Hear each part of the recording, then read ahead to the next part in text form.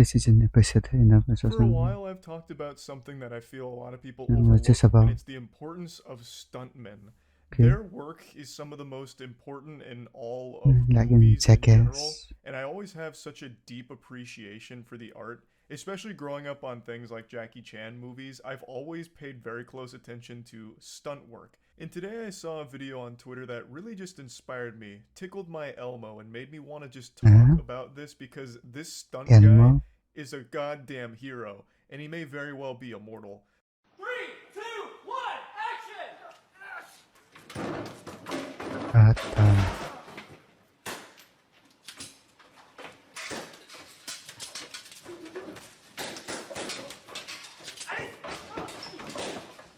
kind of movie is this? When I first watched this, I thought they just tossed a doll down the stairs like a Okay, dummy in order to make it look like someone got thrown down the stairs. Until the very end, he's I an actual realized, person. holy shit, that's a living, breathing human being there that just got thrown down the escalator. The dude got fucking potato sacked, thrown out like a trash bag, a slinky going down the escalator here. So then I watched it back and I was like, okay, maybe he's in like some kind of full body suit of medieval armor to help with the impact here. Kind of like that guy who built the anti-grizzly bear suit, and he used to like get hit by trucks and shit to prove how strong it It's was. only But for then I the realized he's not doing that either. He beside does the have some kind of like padding on himself, but it's kind of light. He looks like one of Shredder's ninjas from the Teenage Mutant Ninja Turtles. So while there is padding there, it's not like he's in some kind of juggernaut bomb defusal squad uniform here. yeah, It's pretty light. And not like a it seems to dogger. be a real escalator. I don't know what you can really do to modify an escalator to make falling like that hurt less. Even if each one of those steps was a memory foam pillow, it would still hurt quite a bit because that's a long fall and he does a few tumbles there. He like lands on the back of his neck on like that second one there. So, it seems like a pretty risky stunt, but I have no doubt this guy probably did this with a fucking smile on his face because stuntmen are actual warriors. They're fucking champions out there. I also wonder how many takes they've done of this. Like, this is probably like take number 12. It's like, hey, the first 11 were okay, but you weren't Hell no. flailing around enough, and we really want like almost a neck breaking action when you're falling, so we're gonna do this again until we can get that effect. Like they probably I'm did not this sure multiple times of him just it getting did like fucking multiple times. tomato canned down this escalator. It honestly kind of reminds me of that iCarly scene where Gibby falls from like the roof onto just bare concrete. We had Noah Monk on the podcast who played Gibby in that show, and he said that that was done for real. A stuntman actually just fucking like belly flopped onto And concrete and broke like all of his the ribs. ticket. So when you see that impact of Gibby bouncing off the cement, that's a real person that happened to, and his ribs paid the ultimate fucking price for it. And I have no doubt this is probably just as real, but somehow this guy seems like okay.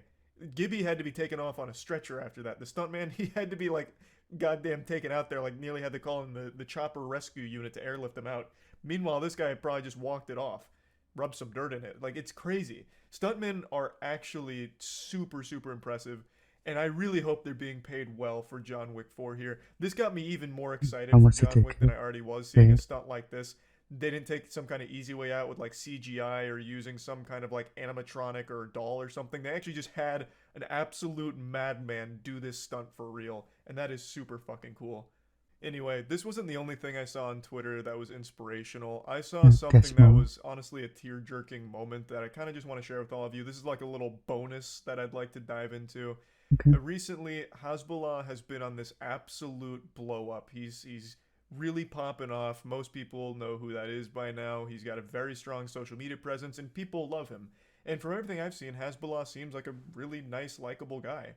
And he recently went on Mike Tyson's podcast, Mike Tyson's show, and things got real interesting real quick.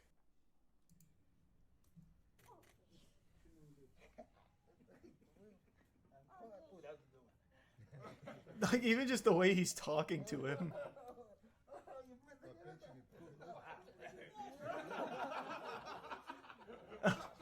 It's a little kid. Oh Jesus Christ! He like blows a raspberry on him. Like he had no idea that was a man. Honestly, it's just kind of A like a man. wholesome thing. Like I don't think Oh, Hasbullah okay. was offended or anything. I don't think Mike Tyson was upset that he snuggled Hasbulla. Like, 네, 들어봤을 I think it's 때 just not a big deal. It's just something silly and fun. Now, to be fair, Mike Tyson could do this same thing to me.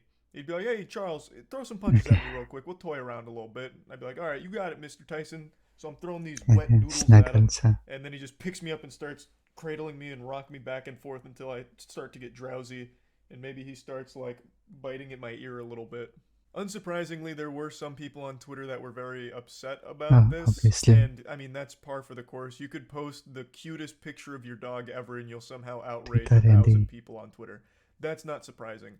But I do want to at least mention that I feel like in this case, this was just one of those moments where Mike Tyson made a bit of a blunder here, a boo-boo. It just feels like a truly victimless, harmless, wacky moment. Mike Tyson probably just wasn't 맞아, too knowledgeable on who Hasbulla was before he was booked for the show. But it is just, it is super goofy that he picks him up and then starts like nuzzling him. And then he immediately starts chomping and biting at the ear of Hasbulla, which I think is like self-aware from Mike Tyson here. I don't think that he's just naturally drawn to like biting people's ears off or anything like that. I think that was just supposed to be like a joke, and who knows, this might have even been like a scripted, planned thing, and I've fallen hook, line, and sinker for the bait.